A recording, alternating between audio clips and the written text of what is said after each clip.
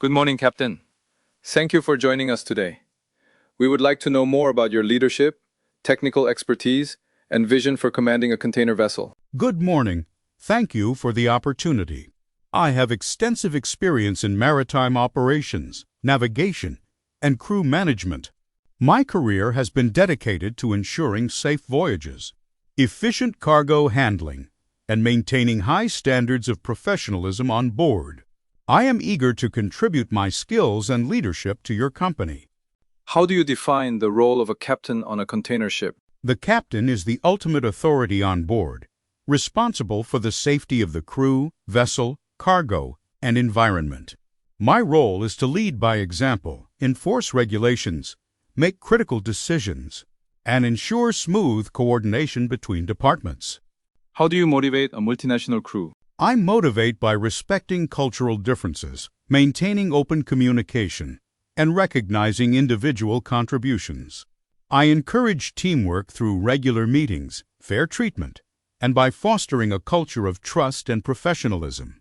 How do you handle conflicts among officers? I listen to both sides, mediate calmly, and focus on solutions rather than blame.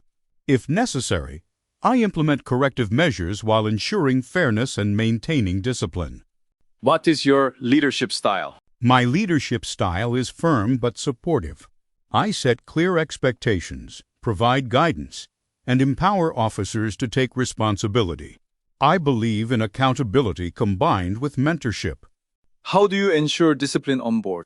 Discipline is maintained through clear rules, consistent enforcement, and leading by example. I emphasize safety, punctuality, and respect as non-negotiable values. How do you plan a safe voyage? I review charts, weather forecasts, and navigational warnings. I ensure passage planning is thorough with contingency routes and conduct a briefing with officers before departure. I follow established emergency procedures, delegate tasks clearly, and maintain calm leadership. Whether it's fire, collision, or medical emergencies, my priority is crew safety and minimizing damage. How do you ensure compliance with CO leakages? I train officers regularly, conduct drills, and monitor bridge watchkeeping. I emphasize situational awareness and adherence to international regulations. How do you manage navigation in congested waters? I increase vigilance, assign additional lookouts, reduce speed if necessary, and maintain communication with VTS. I rely on ECDIS, radar, and visual observation. How do you prepare for heavy weather? I secure cargo, adjust speed and course, and ensure watertight integrity. I brief the crew, prepare emergency equipment, and maintain constant monitoring of weather updates. What is your role in cargo planning? I oversee the chief officer's cargo plan, ensuring compliance with stability, segregation, and safety requirements. I approve final plans and monitor loading operations. How do you ensure safe container lashing? I enforce proper lashing procedures, supervise crew training, and conduct inspections during loading and voyage. Safety checks are mandatory before departure. How do you handle dangerous goods? I ensure IMDG code compliance, proper segregation, and documentation. I brief the crew on hazards and emergency procedures related to dangerous cargo. How do you manage reefer containers? I ensure monitoring of temperature logs, proper power supply, and immediate reporting of malfunctions. Reefer cargo is treated as high priority. How do you prevent cargo damage? By ensuring proper stowage, securing, and monitoring during voyage. I emphasize careful handling during loading and unloading operations. How do you conduct crew training? I organize regular drills, safety meetings, and workshops. Training is both practical and theoretical, covering navigation, cargo, and emergency response. How do you handle crew fatigue? I enforce rest hours under MLC regulations, adjust schedules, and monitor crew health. Fatigue management is essential for safety. How do you manage crew welfare? I ensure good living conditions, fair treatment, and recreational opportunities. I maintain open communication and address concerns promptly. How do you deal with underperforming officers? I provide feedback, mentoring, and additional training. If performance does not improve, I escalate to company management. How do you promote teamwork? By encouraging collaboration, recognizing achievements, and creating a supportive environment where every crew member feels valued. How do you ensure compliance with ISM code? I implement the safety management system, conduct audits, and ensure documentation is up to date. I lead by enforcing safety culture. How do you handle port state inspections? I prepare documentation, ensure compliance with regulations, and cooperate with inspectors. Transparency and readiness are key. How do you ensure MARPOL compliance? I enforce pollution prevention measures, monitor waste management, and train crew on environmental responsibilities. How do you ensure SORAS compliance? I conduct safety drills, maintain equipment, and ensure crew awareness of SOLA's requirements. How do you handle audits? I prepare thoroughly, ensure records are complete, and involve officers in demonstrating compliance. How do you manage bridge equipment? I ensure regular maintenance, calibration, and crew training. I emphasize redundancy and backup systems. How do you handle machinery breakdown? I coordinate with the chief engineer, assess the situation, and implement contingency plans. Safety and communication are priorities. How do you ensure fuel efficiency? I optimize speed, monitor consumption, and implement energy-saving measures. I cooperate with the chief engineer for efficiency. How do you manage ballast operations? I ensure compliance with ballast water management regulations, monitor stability, and train crew on procedures. How do you handle cybersecurity on board? I enforce IT policies, train crew on cyber risks, and ensure secure communication systems. How do you make critical decisions under pressure? I rely on training, experience, and consultation with officers. I remain calm, prioritize safety, and act decisively. How do you handle piracy threats? I follow BMP guidelines, implement anti-piracy measures, and coordinate with naval authorities. Crew safety is paramount. How do you manage medical emergency? I ensure first aid readiness, coordinate with medical advisors ashore, and arrange evacuation if necessary. How do you handle collision risk? I take immediate action under coal regs, reduce speed, alter course, and communicate with other vessels.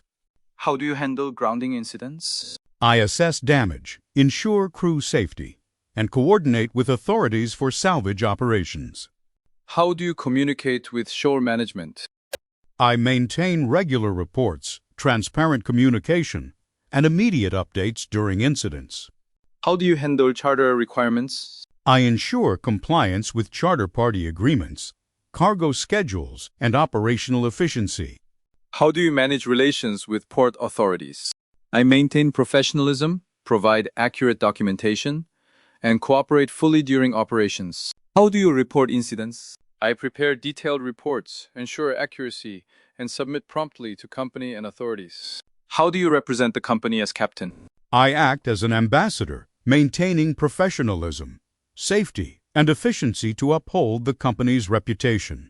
What is port state control, PSC, and why is it important? Port state control is the inspection of foreign ships in national ports to verify that the condition of the ship and its equipment comply with international conventions, and that the ship is manned and operated in compliance with those conventions.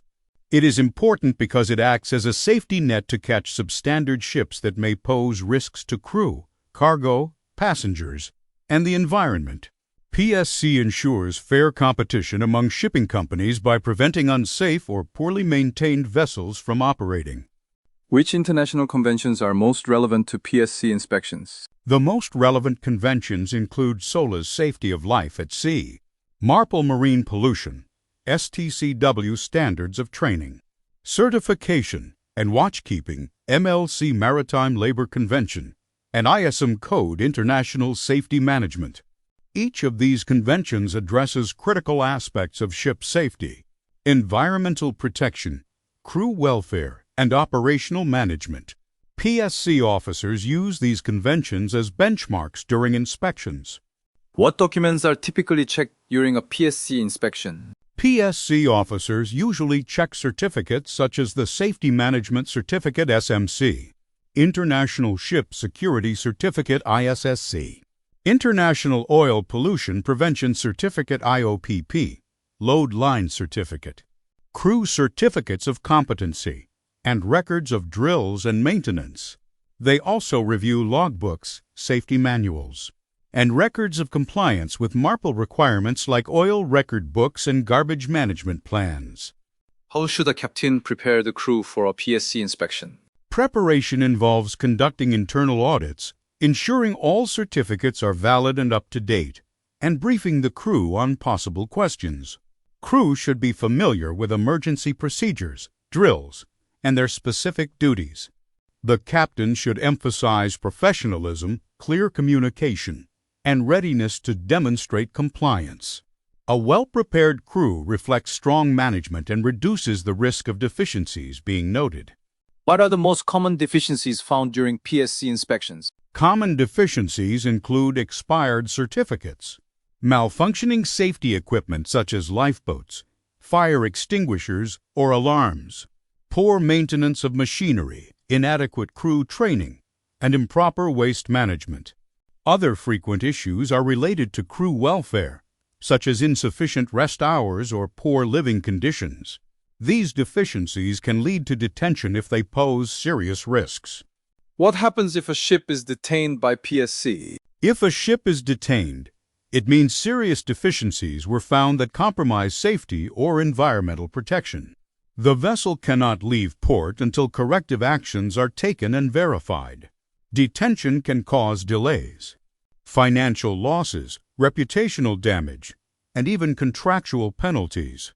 For the captain, it is a serious matter requiring immediate coordination with the company, classification society, and port authorities to resolve issues.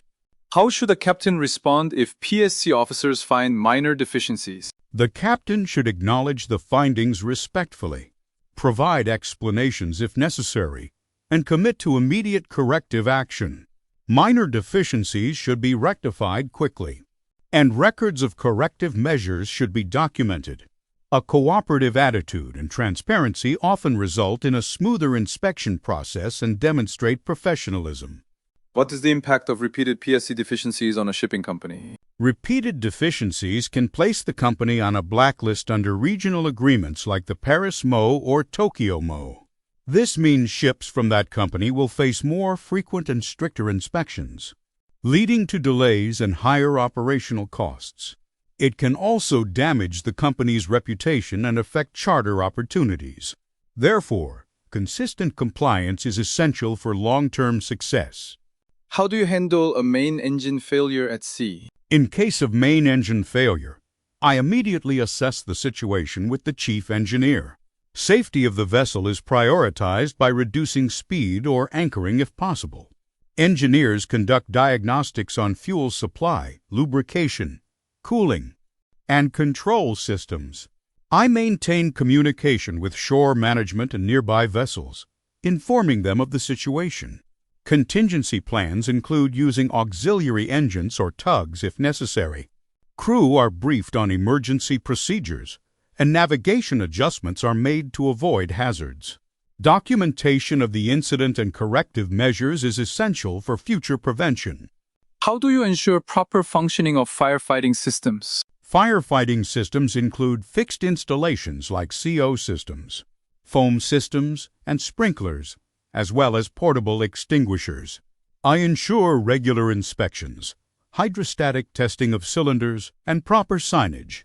Crew are trained in firefighting drills, including donning SCBA and using hoses. I verify that fire pumps are operational, hydrants are accessible, and emergency power supply is connected. Any deficiencies are corrected immediately, and records are maintained for PSC and class inspections. How do you integrate technical safety with crew training?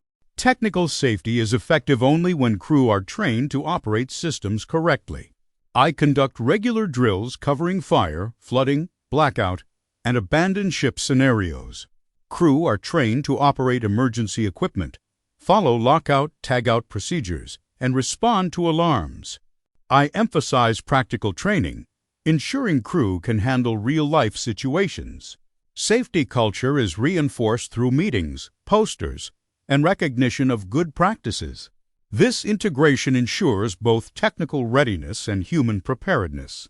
How do you manage spare parts for critical technical systems? Spare parts management begins with identifying critical equipment such as generators, pumps, and navigation systems. I ensure minimum stock levels are maintained on board based on manufacturer recommendations and past experience. Inventory is updated regularly, and requisitions are sent in advance to avoid shortages. I also implement a tagging system for parts used, ensuring traceability. Cooperation with the chief engineer and shore management ensures timely delivery of spares, minimizing downtime during repairs. What is your vision for this role if you are selected? My vision is to lead the vessel with professionalism, ensuring safe navigation, efficient cargo operations, and strict compliance with international standards. I aim to foster a culture of teamwork, safety, and accountability among the crew. Additionally, I want to contribute to the company's long-term goals by improving operational efficiency, reducing environmental impact, and maintaining strong relationships with stakeholders such as charterers and port authorities. Do you have any questions for us before we close? Yes, I would like to know more about the company's long-term strategy for fleet development and crew training. Understanding the company's vision will help me align my leadership style and operational priorities with its goals. I am particularly interested in how the company integrates sustainability and digitalization into its operations, as these are key areas shaping the future of shipping.